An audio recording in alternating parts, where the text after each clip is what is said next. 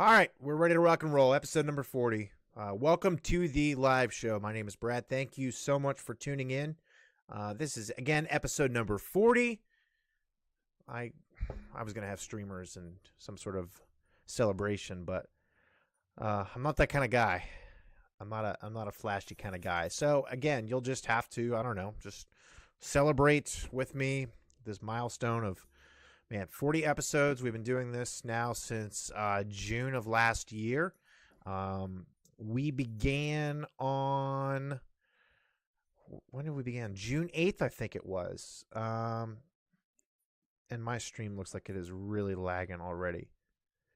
Anyways, we'll just see what happens. Anyways, episode 40, welcome to the show. As I was saying, we started in June of 2018. And we met on Friday nights for a very long time. And then a couple of months ago, we moved to Tuesday nights. And tonight, I'm actually 30 minutes earlier just because it's a busy week. Got a lot of stuff going on trying to use my time effectively. And so I moved up 30 minutes so we can get to the show a little bit sooner. Thank you, Cody. Appreciate that. Appreciate all of the viewers and everybody showing up tonight and those that listen to the podcast. You have a special podcast coming your way this week on Friday night. My goal is to record. Actually, I have some plans to do podcast only stuff because as I look at, I have a consistent group of podcast listeners. The kind of like the analytics and stuff like that I view through some of my apps. It shows good feedback on the podcast. And so I want to show my support for those that listen to just the podcast. And so I'm going to record a special episode to talk a little bit about it because some of the people might follow me on Facebook at all. And so your only interaction with the ministry is through the audio of the live show. And so I want to give a shout out specifically to the people that listen only on podcast.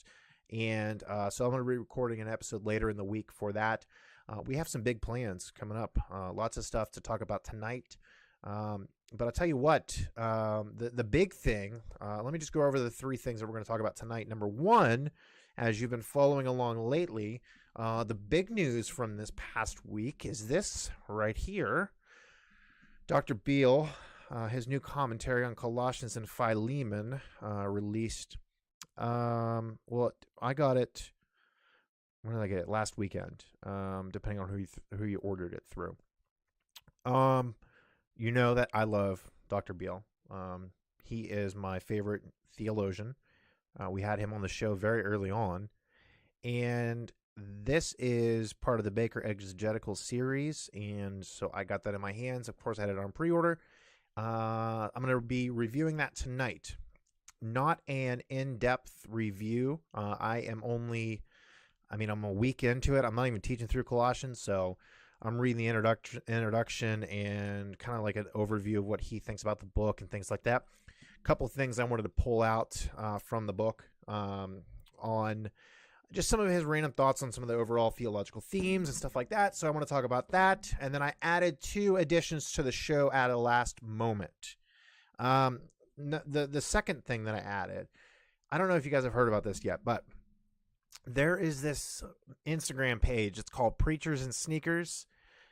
If you haven't heard about this, oh man, you're going to love it. We are going to spend some time talking about this new buzz that's going on in the social media world.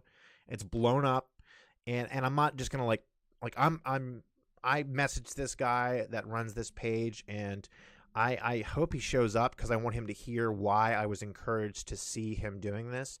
I don't want to spoil it, so we're going to save it for a little bit. But this PreachersNSneakers Instagram page, it's fantastic.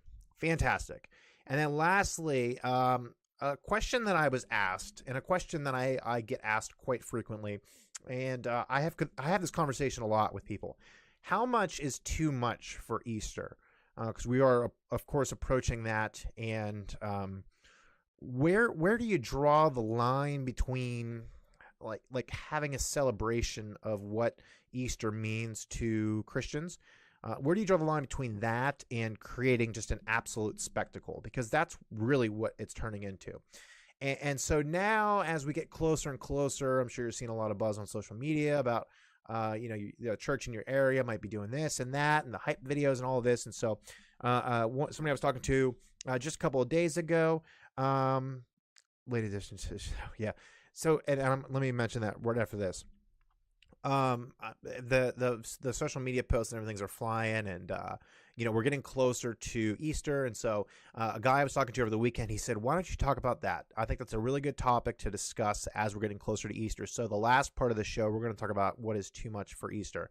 And as Mike said, late addition to the show, the 2019 Masters prediction. So if you know me, okay, and well, actually, people that know me know this about me, but not a lot of people that I interact with, just let's say on like social media or something. I am a huge golf fan. Okay. I've played golf since I was a little kid, and it's honestly like the only sport that I follow is golf. I know some of the wins and the waves because I spend a lot of time on social media. And so Mike and I will talk about like, what's going on in basketball, or he'll let me know like what's going on in the NFL and stuff like that. But about like with an actual following of sports, golf is what I follow. And so the Masters is coming up this weekend. And if you're a golf fan, if you're a sports fan, this is like the big event of the year, especially if you're a golf fan. It's like the Super Bowl for a golf fan. I look forward to it every single year. I love it. There is so much excitement around it. And it's just such a, if you're a golf fan, this is it. So, you peak in April. Now, granted, this year they did the reschedule, and so there's great tournaments every month. We watch golf in my house. My wife and I watch it all the time. We really do. We're big golf fans. I mean, my dog's names are Tiger and Rory. And so if that doesn't indicate I don't like golf. But Mike wants to know what my prediction is for the Masters. So we were just talking about this the other day, Christina and I. I've been a Tiger Woods fan since I was, it would have been in junior year of high school. So what is that? 18 years, showing my age. Almost 18 years, 17 years, something like that. Yeah, 17 years. Either way, I've been a Tiger Woods fan forever. I've followed him through every up and down, every trial. I mean, everything that he's gone through. I've followed him forever. And so last year, his run was just unbelievable. And then we're leading up to this year, and he's playing some good golf and stuff. And I'm thinking, maybe he's got a shot this year. But I really think Rory McIlroy is going to win this year. I do. He is playing unbelievable golf. And so I told Christine, I think Rory McIlroy is going to win. So that is my official prediction. And one of the few times on the Theology Nets live show will I mention something other than theology.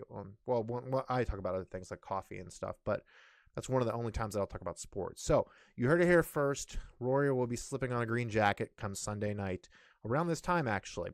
And then I don't want to forget about this. In 2 weeks, we have one of our special guests that was on the show a couple of months ago, Dr. Dustin Benge. He will be here for episode number 42, and we will dedicate that entire episode to preaching. He and I have kept in touch since the last time he was on the show, and I, of course, said I want to do this again, and let's have you on for a part 2, and he agreed. And so he said he wants to talk about preaching. So we're going to talk about preaching books and how he prepares a message, and what his style of preaching is, and how people can improve. Mark that on your calendar. You definitely don't want to miss that. And then, as I mentioned too, I'm giving away a copy of Dr. Beale's book, because again, I have two. I have publisher sent me, and then I have the one that I pre-ordered, of course. And so, me being the extremely nice guy that I am, I thought, why don't I give one away? And so I am running a giveaway for his new commentary. If you go to our Facebook page, facebook.com/theologynights, there is a link for you to sign up to win. And if you subscribe to the YouTube channel as well, you'll get additional entries. Now, let me tell you something here. When did I start doing this? Like just a couple of days ago, like 3 days ago, I started this. The amount of traffic that I've received to my Facebook page and to my YouTube channel is just unbelievable. Like, I'm going to give away a book like this once a month because I'll be at 1 million subscribers here in 2 weeks. It's just, I mean, I get why people do giveaways and stuff, because man, it just drives traffic. So don't forget, sign up for that. I'll ship it to anywhere in the lower 48 for free if you do win. And listen, and we're just going to go right into it. So that's the first thing I want to talk about is his commentary. If you spend any time around me, you know I'm going to talk about theology, and then the name that almost always comes up is G.K. Beale. So let's just say I was really excited about this commentary. I was counting down the days. I knew that it was coming out in April, and I just was really. I'm not even teaching through Colossians. I'm not even teaching through Philemon. Like I didn't need this. Like it's not like I was teaching through the book, and I really needed it because I wanted to finish a sermon. I just wanted the book. I really have learned. Dr. Beale was gracious enough to join us on the show when we were first getting started. And just the conversation that I had with him during that time, and then some of the behind the scenes stuff that we talked about, I've learned so much from him. And so, I again, new commentary comes out. I wanted it. I was so excited, and I thought, well, let me do a review on it. And it's not a complete review. Like this is just part one. This is just an introduction to what this commentary is about. But my goal with this part is just to offer some basic feedback on it. And then we're going to probably, like I said, I'm not teaching through Colossians. So if I was, I could take specific sections of text and say, well, this is how I did the interpretation on it and compare it to what he and his is going to be right because he's smarter than I am. And then the show would be just really quick. But I'm not. So really what I'm doing is just an overview of who this is for. And let me say that too, because I always like to let everybody know, because I know the audience is going to be a wide range of people. This commentary and the Baker Exegetical series as a whole, it is not for everyone. It is it's a lot of information. It is heavy. It is, a bit academic. Well, I shouldn't say a bit. It's very academic. It can kind of be overwhelming to you. So let me say this. If you are teaching a small group Bible study, and you are teaching towards maybe newer, younger believers, and you want to pick up a commentary on Colossians to help you out, I don't think this would be the commentary for you. This is going to be geared towards somebody who does exegetical teaching week in and week out. It's certainly good to have a basic knowledge of Greek, but kind of when you pick up a commentary like this, like what you're getting into. Like I've talked about this before, the various types of commentaries that you will use. This is an academic exegetical commentary.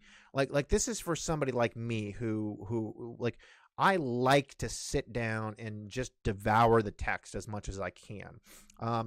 I want to go in depth and study the word. And so when you get a commentary like that, that's like, this is designed to do that. It's designed to aid you in doing that. So again, don't rush out and buy it. Now, if you think, I'm going to teach through Colossians and I want the best commentary. Okay. I'm biased, of course, because I really like Dr. Beale. So I think any of his stuff is going to be the best. But I also, if you look over my shoulder, I have the Baker set, and I love it. I reference it all the time. I think it's one of the best commentaries. However, again, it is a bit technical. It's a bit academic. But I'm also in seminary, and so if you're a seminary student and you're going to be in like a New Testament class and you have to do a lot of papers on Colossians, get this right now. This is a fantastic resource to have.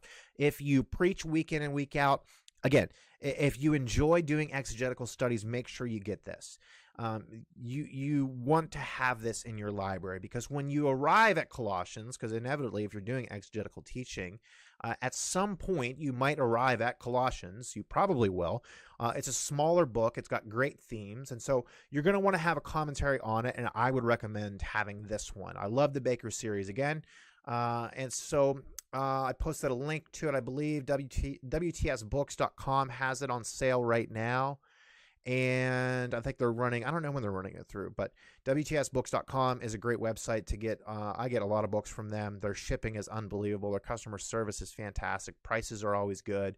A lot of times, honestly, and I know Amazon is kind of like the default, and you can get them in 2 days and stuff like that. I'm telling you what, WTS Books has been killing it. They are competitive with Amazon. And I ordered a book on a Friday at 2:00, and it arrived at my house on Saturday at like 11 a.m. with just regular FedEx shipping. And so their shipping is fantastic. And for us that we're in Ohio, or whoever's in Ohio, they're just next door in PA, so it gets here extremely quick. Again, they are one of the primary sources for theological books in the Reformed world. I love the site. I can't recommend them enough. They have it. I would go there or sign up and you can get a chance to win a copy. Or buy two, and then you can do your own giveaway, and then we can just kind of keep building ministries and sending people to other YouTube pages and stuff like that. But let me offer a few observations on the book, and again, I'm not going in depth with this. I just want to talk about it for a brief moment. One of the big things that I like about this commentary the most is the introduction section. Now another thing with this is I was actually surprised, and as I was talking about it, like, the book is just under 500 pages, and I know that sounds like, well, that's a lot, but I thought it was going to be longer. I don't know why, because Colossians and Philemon are smaller books, but I just thought it was going to be longer. It's not. And so what I've read so far, I read honestly just up until the first part he does his exegetical work. But what I love about this so far is he has a comparison section. I'm a big text break guy. I'm a big outline guy. I love to see how commentaries break up the text, and so because everybody does it differently. There are like just what I'm looking here right now. 1, 2, 3, 4, 5, 6, 7. There's 7 different authors here, and it's almost 7 different, just about 7 different breaks, like 7 different outlines. That's what I mean. And so Dr. Beale does his. And so what he has done is he's compared previous works of Colossians, because he even makes a note in here, another thing too. He even makes a note about, like, listen, like, Dr. Beale recognizes that he is not the only one to write a book on Colossians. Like he even makes a statement about, like, and I thought I highlighted it. Yeah. There's a multitude amount of commentaries and secondary literature on Colossians and Philemon. But here's the thing I wanted to talk about, and this is in typical Dr. Beale fashion. This commentary is geared towards Colossians and the Old Testament. And so what he says is the reason why he decided to do this commentary is, number one, he wanted to study the Old Testament allusions in a more trenchant manner than previously in order to determine how they might affect the interpretation of Colossians, and 2, study how Jewish exegetical tradition interpreted these same Old Testament allusions and how such interpretation related to the use in Colossians. So the big theme of what he is doing in this commentary is going to be geared towards Old Testament use, Colossians' use of the Old Testament. If you know anything about Dr. Beale, you know that he is the guy when it comes to New Testament use of the Old Testament. So that's how this commentary is going to be set up. That's going to be where he looks. But as far as how it's laid out like a typical Baker commentary. So just to kind of give you a quick view of what it looks like. So, and I know it's going to be a little difficult to see, but this is what the text looks like inside of the book. And as you can see, some of there, like, he uses the Greek language a lot. It is, it's not like the whole entire book is in Greek, but it certainly helps to have a knowledge of the Greek.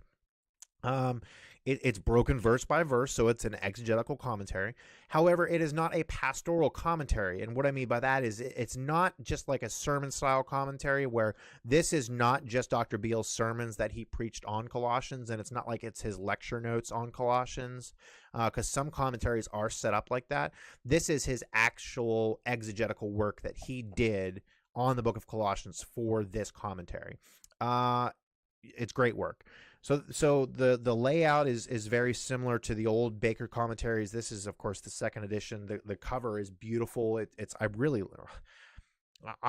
like these covers. This is a good looking book. This is a good looking book. But the big thing, I think, and I was happy to see him mention this, because kind of a theme that he picks up on that I don't think a lot of commentaries that I've read before on Colossians. this theme of the false teaching that Paul was writing about to the church of Colossae. I even have it highlighted. It says that Paul wished to write to the Colossians before visiting them. The main reason he wanted to write to them is because of the false teaching beginning to make its way into and within the church. And then Dr. Beale kind of goes into a couple of page description as to what that false teaching would have been. But it was something, I learned about that just by these 2 pages. Like, I was not familiar with the level of false teaching that Paul was trying to refute. Because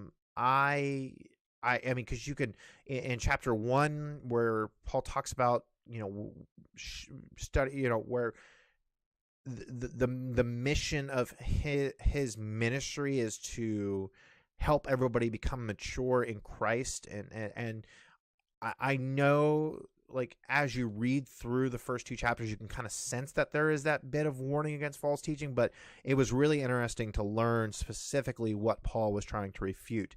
And then another thing too, and I know, like, if you don't, a lot of people just kind of skip over this, but there is serious debate on if Paul wrote Colossians or not. Now, I'm not talking about for myself. I affirm Pauline authorship, of course, but in the theological world, there are some people that really doubt the authorship, if it's Paul or not.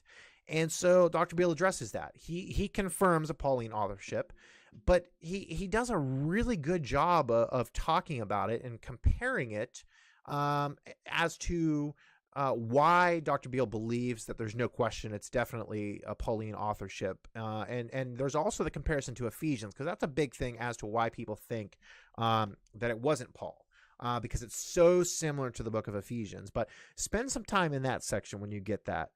Learn about, and again, it's not, I don't think you're going to stumble across something where you're going to be like, yeah, I don't think Paul wrote this. I'm pretty convinced he did. And so I'm assuming that as you do your studies as well, you'll arrive at that conclusion. But it was nice to see Dr. Beale address that because, again, in the theological world, now, again, this is theological commentary, it's exegetical commentary, so that stuff needs to be in there. To see him address that in this commentary was fantastic. I think that's a good topic to talk about. It's very interesting, and it's very it's good to learn about that stuff because it is debated. There are a fair amount of resources on that if Paul wrote it or not. So that's kind of like the high level overview of what it is. Again, for anybody who might have joined late, Dr. Beale's newest commentary, Baker Exegetical Series, Colossians and Philemon. It is out now. WTSbooks.com has it, and I think that's the best deal that they have, or the best price out right now throughout all the retailers. And then Amazon, I think, will probably start shipping on the 16th if you're a Prime member and if you're waiting for there. Again, it's not a basic commentary. It's going to be in depth. Rodney Stevens, my friend, good to see you. Chris Ross is here. Carlos is here too. Good to see you guys. Thank you. It is again technical. It's heavy. It's not a just a basic pastoral. I want to sit down and scratch the surface commentary. This is going to go in depth. But again, if you want to be challenged, this is the route to go. So that's that. Number 2, let's ruffle some of the feathers a little bit. As I mentioned this at the beginning, this is this Instagram account. I'm going to be that guy. I know. You're probably thinking, Instagram account, what in the world is he going to talk about? So there's this new account, and it's called PreachersNSneakers. This is a real thing. And this guy has, first off, he has got 98,000 followers, and he has 32 posts. So he just started, like just within the last, I don't know, couple of months maybe. When was his first post? His first post was March 18th, so we haven't even hit a month yet, and this dude's got 98,000 followers. Okay, so anyways, and the reason why I'm talking about it is because Challies wrote an article today on it, and so it's gonna be fun. But let me start. I gotta preface this because I know this is kind of like a tough topic, and I know that I'll get flack on this. Let me start by saying this. Yes, I have nice things, okay? I am sitting in my basement with multiple screens in front of me and lights and a camera, and I'm sitting in front of all these books, and I'm in a beautiful home, and I have a beautiful beautiful is not the term. I have a nice car. I have all these nice books. I have nice Bibles. I spend a lot of money on single origin coffee. So I have nice things. I spend money on things so I'm not trying to push some agenda that if you are a pastor, you can't have nice things and you just have to be poor and not have anything. So let me say that first, because I know once I critique some of this stuff, people are instantly going to say, yeah, but you have blah, blah, blah. Let me see the shoes that you wear, blah, blah, blah. That's not what we're trying to do here. I have nice things. I admit that. And I'm not saying that pastors can't have nice things. What I am saying, though, and this is what this article points out, and let me click over to the screen here real quick. So Challies writes an article called "Preachers and Sneakers and Pastors as Lifestyle Brands." Okay, that's what I'm talking about here. Now, first off, it's the guy, like, I read very little about this guy that started. I messaged him and I said, hey, I'm going to talk about this on my show tonight if you want to join. So maybe he'll join. Like, I'm not bashing this guy. So let me say that. Like, I'm not, like, the reason I'm talking about this is not to bring attention to this guy and say, well, how dare he does this? Actually, I think he's doing a good job by bringing this stuff to light. I really do.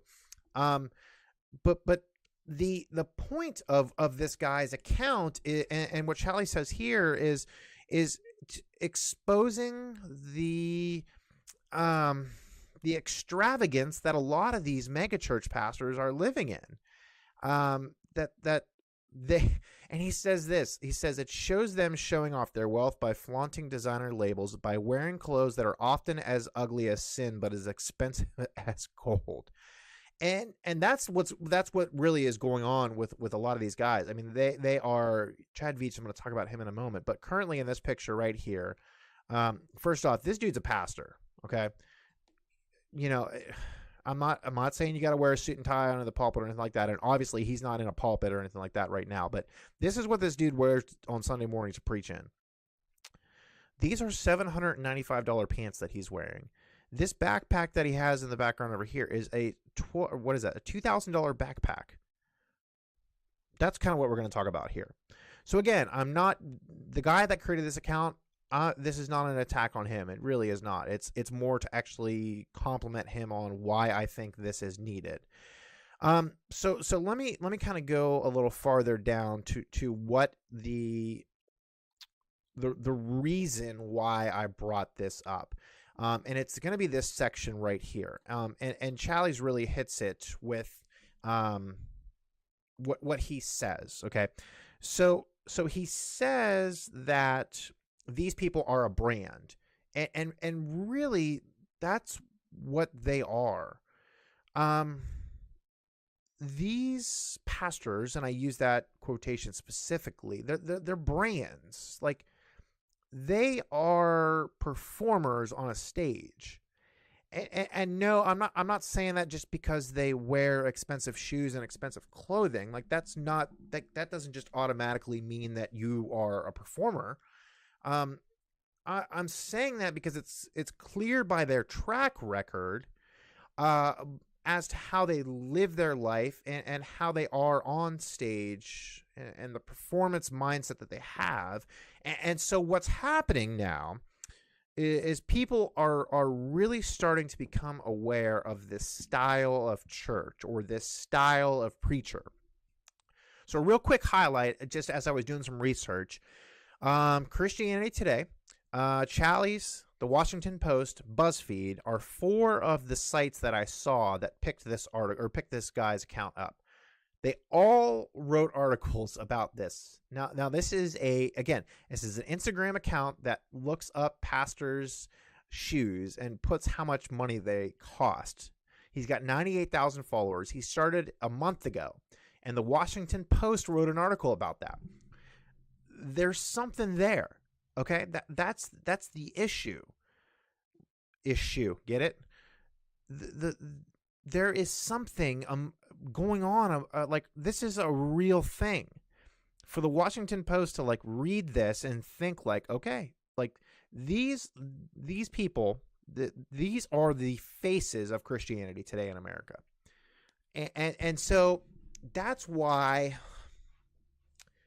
when I first heard about this and I started learning about it and everything like that, that's why I thought this is such a good thing, because people need to know. And even when I talked about it, I think it was last week on last week's show, Bethel is getting all this attention lately. People need to know. It's the same thing with this. These people are the face of Christianity in America today. It's thought to be normal that Stephen Furtick is that's what people view Christianity through, is Stephen Furtick. And through this Chad Veach guy, and through Judah Smith and Carl Lentz and John Gray, I think it is. But these guys, that's what they're viewing Christianity as, and it's bad representation. It's bad, and so that's why I want to mention this account, because this guy's doing a good job. Like he is the guy is a big fan of sneakers, shoes and whatnot, and so I think that's why he started it, was because of his love for shoes. And so that's not necessarily what the problem that he has with it is, because he likes shoes as well. But I think in creating this account and doing what he's doing, he is helping to make people aware of what actually is going on. It's just like there is. Let me show you just one thing real quick. Just one thing, and make sure it's on the screen. Okay, so this is John Gray. He is currently wearing, in this picture, which is over here off to the left of this Instagram, he's currently wearing a pair of shoes that is somehow $5,611. I don't know why it's that much money. I have a red pair of shoes. These are ugly, just flat out ugly red shoes. Like, why would you wear them? And again, they're $5,000. Seriously, $5,000. So that's one example. Furtick's on here a lot, of course. Furtick is preaching in a pair of $637 shoes. That's not too bad. I mean, really. $637. Yeah. That's yeah. How do you go to a store and say, I want to buy a pair of shoes for that?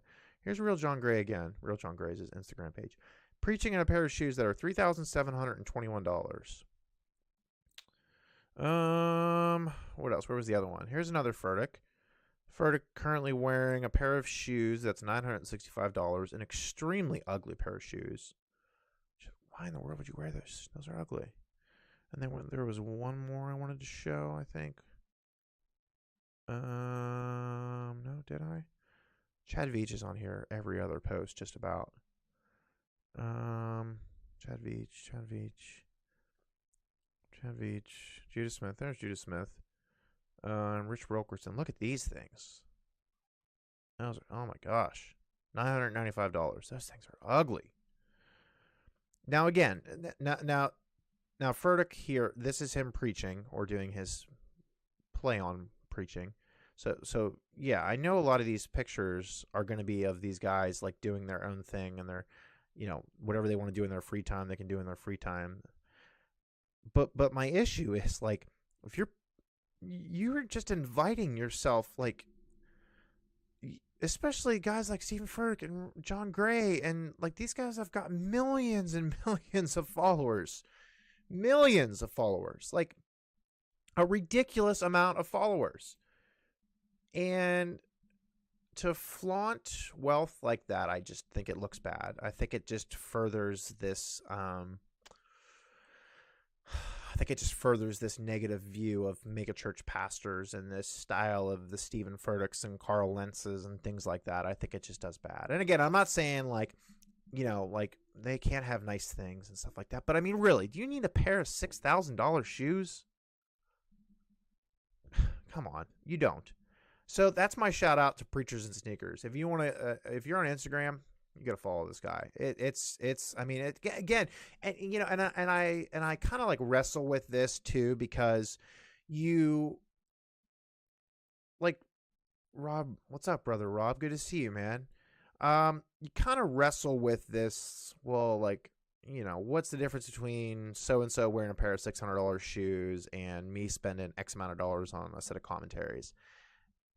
Obviously, like, there's a huge difference, but you kind of get what I'm saying. Like me, like, I position my books in my camera feed like this on purpose because, like, I'm proud of the resources that I have, and so I want to show them off. And like, honestly, like, this just looks cool, like, plain and simple. It just looks cool. And somebody could look at my camera feed and see these in the background and go, well, that's you doing the same thing as what these guys are doing. And I kind of, I get what they're saying. However, I'm using these resources in a manner to give back. And so I can learn and teach others and help them grow. And in turn, like, that is an investment into the kingdom. Like, that is pouring into people's lives. Like, John Gray and his $6,000 pair of shoes, what is that doing? Like, that's just, again, these guys have an image and they have a brand that they are trying to stick to. And so this guy that started this Instagram account, shout out to him, because again, it's helping to make people aware, really, of people are waking up. I really think they are. I really think, God is just building his church. He is bringing to light this cookie cutter entertainment style of Christianity that is just so bad. God's bringing his church up, and he really is doing it. And I'm ecstatic about it. So lastly, let's talk about this. Hi, Miss Jeanette. Very nice to see you. Hope you are doing well. I am always so encouraged by your emails too. Big shout out to Miss Jeanette. Let's talk about Easter services. I'm a pretty simple guy when it comes to church. I like expository preaching. I like hymns. I like normal lighting. So I get it. I am very biased, and those that watch my show, I think, would fall into the same category as me. I'm going to say we're probably biased because most of us like hymns. Most of us like expository preaching. Most of us like normal lighting. And so when it comes to this entertainment / seeker-sensitive church style, we're going to be biased because that's not our style. So I get that. But does it seem to anyone else that Easter is just getting more and more of a spectacle as my mic, sorry, as each year passes, that it's becoming more and more of a show? That it's it's just churches trying to outdo one another.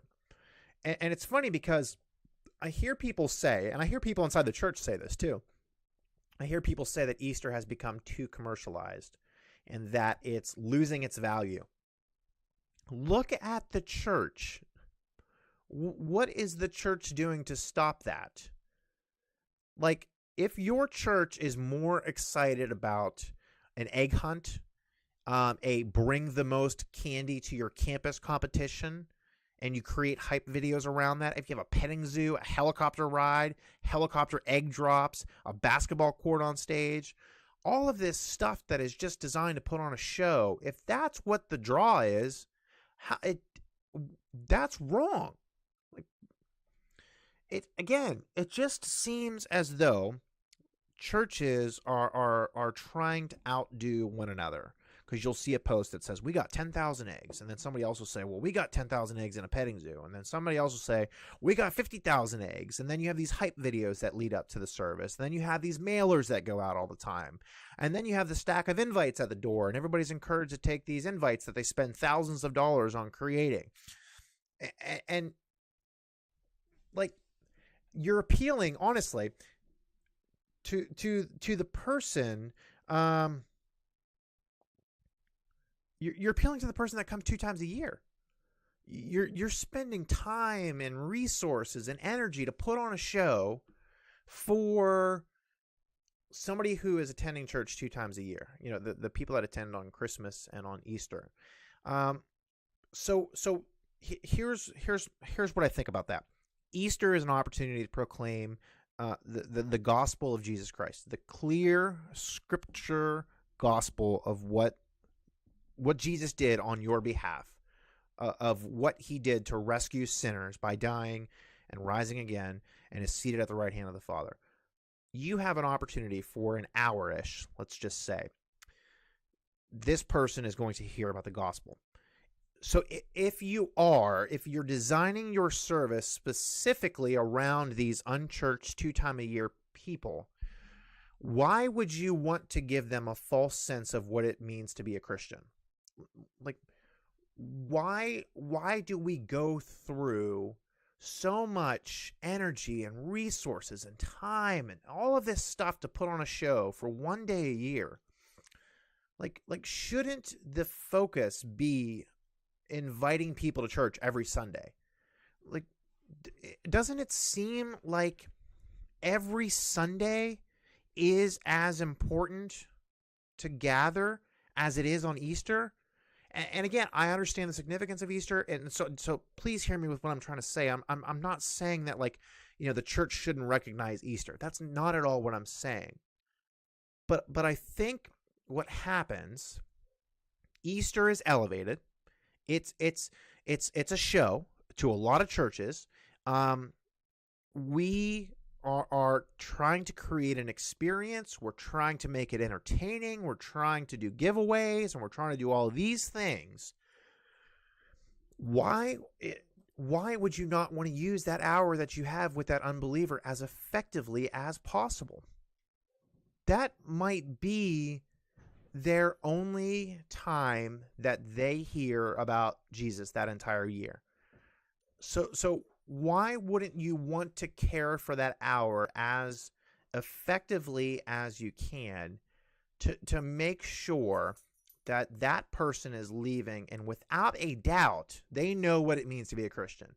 They know what it's like to gather on Sunday mornings for church. Because really, like, when you think about it, if your view of Christianity is an Easter service where it's egg hunts and it's a petting zoo and it's bounce houses and it's basketball courts and it's all of that stuff that's going on, if that's your view of Christianity, what's your motivation to come back? Like, if the church is offering you those things and you're an unbeliever, like, your motivation to go back is not going to be those things. Like you're going to want to go, if you want that stuff, you're going to go get it from somewhere else. Like, you're not going to go to a church to get that stuff. And so like, why? Again, I know that I'm one of the oddballs, and praise God that we have so many faithful churches as we do, and praise God for the people that I know locally that are faithful and commit to week in and week out preaching and teaching of God's word. But my heart, just as I think about this stuff, like let's use that hour as effectively as we possibly can. Like, let's show them what a biblical Christian looks like. Let's teach them what it means to be a follower of Christ. Let's exalt Christ for that whole entire service and the stuff leading up to it. Let's make no doubt about it that the reason we gather every single Sunday is so that we can make much of Christ. Not to put on a show, not to create an experience, not to do anything like that, but the reason why we gather every single Sunday, and they're just as important as Easter, and so we should spend as much time inviting people to church this coming Sunday as we do for Easter, and as last Sunday as we did for this coming Easter, and every Sunday is important to gather as the body of Christ. Let's shift our time and our focus and our resources and spread them out throughout the year. Let's spend a little bit more time inviting people to church throughout the year. But really, let's, when Easter comes, let's use that hour or so that we have with that person as effectively as we can, so they leave that service having no doubt about what it looks like to be a follower of Christ, and allow God's word to go forth and let it do what it's supposed to do. I think we should end there. Don't forget to subscribe to the YouTube channel. Follow us on Facebook, facebook.com/Theology Nights. Shout out to all of our new followers. Again, we had like 100 and some odd new followers this past week. Not even this past week, like the last 4 days. YouTube channel blew up like crazy. We've just had a lot of new subscribers that have come in because of the book giveaway, and so I appreciate that. If you were interested in learning more out about Theology Nights, go to theologynights.com. Don't forget to join us next Tuesday, episode number 41 at 7:30 p.m. Eastern. Then don't forget the following Tuesday for episode 42, Dr. Dustin Benge will be here to join us again to do part 2 of our interview with him. We're going to talk about preaching. I was messaging with Kofi on Facebook earlier, and we're going to get him on the schedule for May. He's got some new stuff coming out.